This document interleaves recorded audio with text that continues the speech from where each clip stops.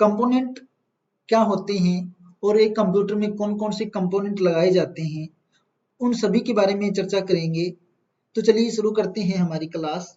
Computer के घटक यानी कि कंप्यूटर की कंपोनेंट से हमारा अभिप्राय उन सभी हिस्सों, उपकरणों और सॉफ्टवेयर से हैं जो मिलकर कंप्यूटर को पूर्ण रूप से कार्य करने की योग्य बनाते हैं।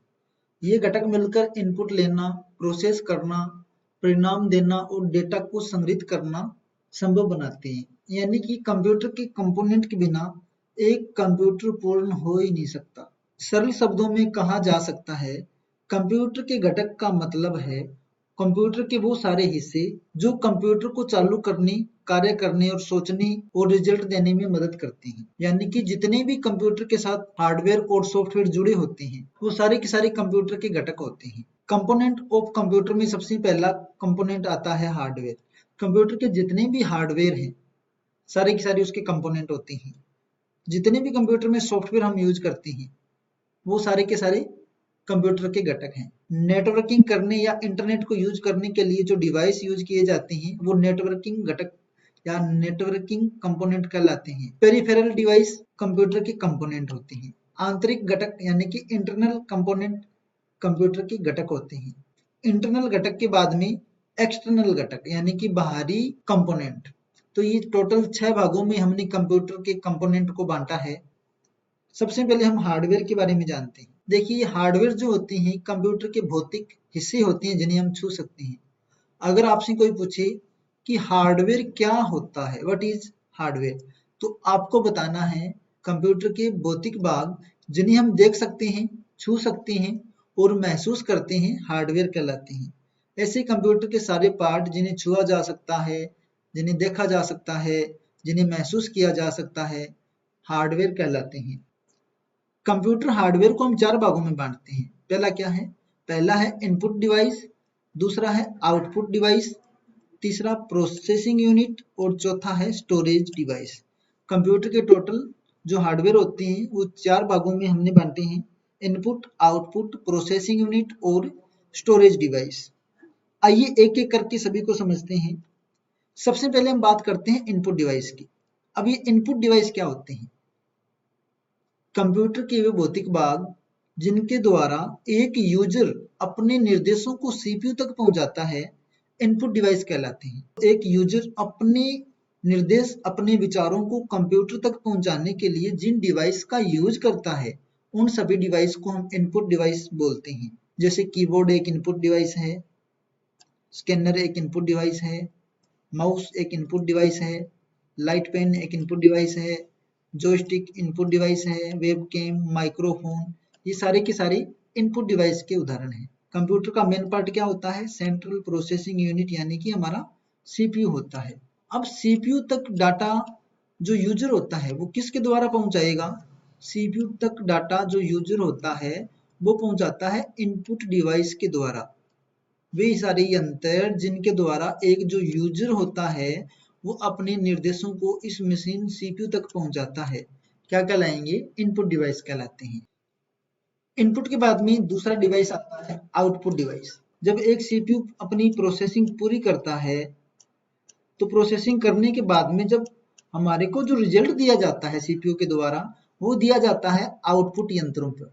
जैसे मॉनिटर एक आउटपुट डिवाइस है, प्रिंटर एक आउटपुट डिवाइस है, स्पीकर एक आउटपुट डिवाइस है, हेडफोन भी एक आउटपुट डिवाइस है, प्रोजेक्टर एक आउटपुट डिवाइस है। आउटपुट डिवाइस वे डिवाइस होते हैं जिन पर सीपीयू प्रक्रिया करने के बाद में हमारे को रिजल्ट देता है। तो प्रिंटर एक आउटपुट डिवाइस है। कंप्यूटर से निकलने वाली आवाजों को अगर सुनना है, कंप्यूटर से निकलने वाले साउंड को अगर हमारे को सुनना है तो हम स्पीकर का यूज करते हैं। तो स्पीकर भी हमारा एक क्या है? आउटपुट डिवाइस है। इसी तरीके से हेडफोन है, प्रोजेक्टर है, ये सारे के सारे क्या होते हैं? आउटपुट डिवाइस होते हैं। आउटपुट डिवाइस के बाद में हम बात करते हैं प्रोसेसिंग यूनिट की। देखिए, प्रोसेसिंग यूनिट मैंने आपको अभी बताया था, सेंट्रल प्रोसेसिंग यूनिट कंप्यूटर का दिमाग जिसको हम बोलते हैं सीपीयू। कंप्यूटर का मेन पार्ट क्या होता है? CPU, central processing unit. और सेंट्रल प्रोसेसिंग यूनिट में जब प्रोसेसिंग होती है, जब कोई सीपीयू प्रोसेसिंग करता है तो वो 2 यूनिट के अंदर करता है। सी यूनिट यानी कि कंट्रोल यूनिट और ALU arithmetical logic unit, arithmetical logic unit in दो यूनिट में अपनी प्रोसेसिंग को पूरी करता है। जो हमारा CU होता है यानी कि कंट्रोल यूनिट होता है, उसका काम क्या है, सभी कार्यों को नियंत्रित करना, जितने भी इनपुट है, आउटपुट है, मेमोरी डिवाइस है, इन सभी को कंट्रोल करने का काम किया जाता है कंट्रोल यूनिट के द्वारा। कौन से कंप्यूटर के साथ हार्डवेयर लगी हुई हैं, कौन से सॉफ्टवेयर में प्रोसेसिंग हो रही है, ये सारा काम किसके द्वारा देखा जाता है, कंट्रोल यूनिट के द्वारा। और दूसरा जो ALU यूनिट है, अर्थमेटिक लॉजिक यूनिट का काम क्या है, गणना और लॉजिक लगाना। एक स्पेशल यूनिट कंप्यूटर में होती है जो ये काम करती है। प्रोसेसिंग CPU दो चरण में करता है, कंट्रोल यूनिट और ALU यूनिट दोनों मिलकर ही कंप्यूटर की पूरी प्रोसेसिंग को पूरा करती है।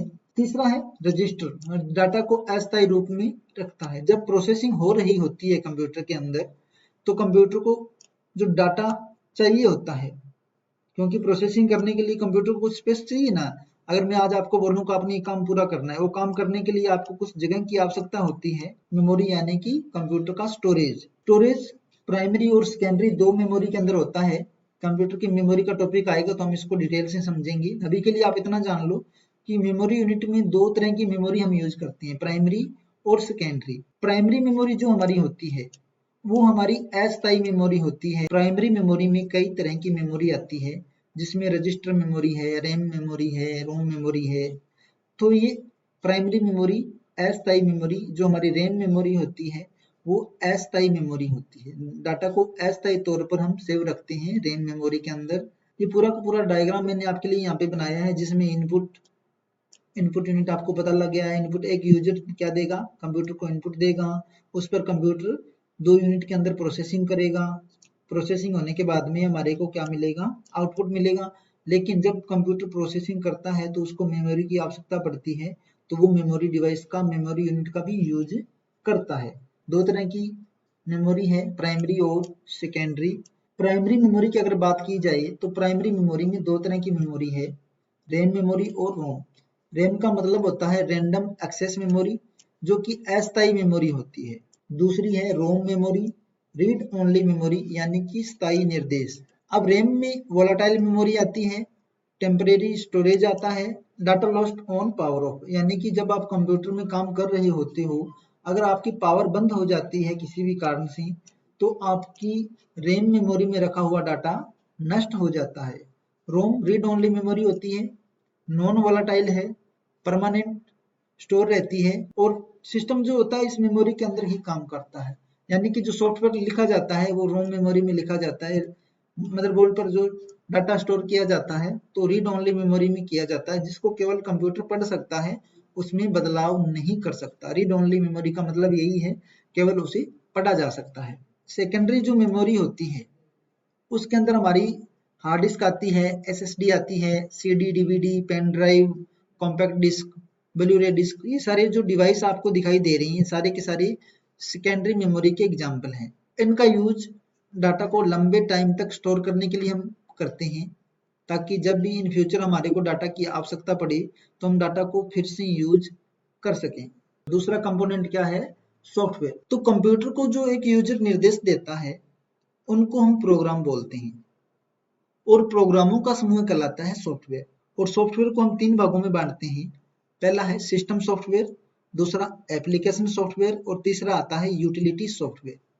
अब देखिए, सबसे पहले हम बात करेंगे सिस्टम सॉफ्टवेयर की।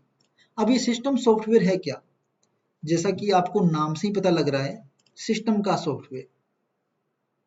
सिस्टम यानी कि हमारा कंप्यूटर।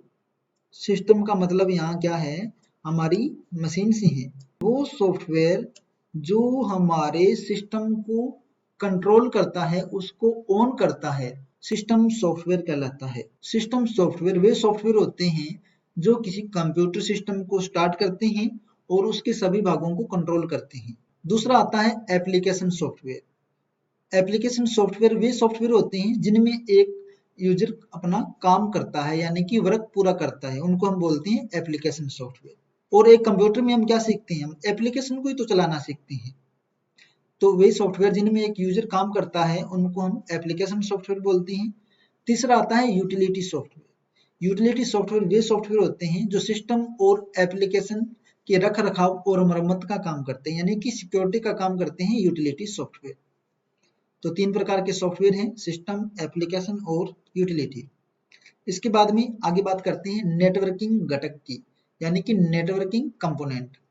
नेटवर्किंग कंपोनेंट वो कंपोनेंट या वो हार्डवेयर डिवाइस होते हैं जिनके द्वारा एक कंप्यूटर इंटरनेट से कनेक्ट करता है, जिसमें मॉडेम आता है।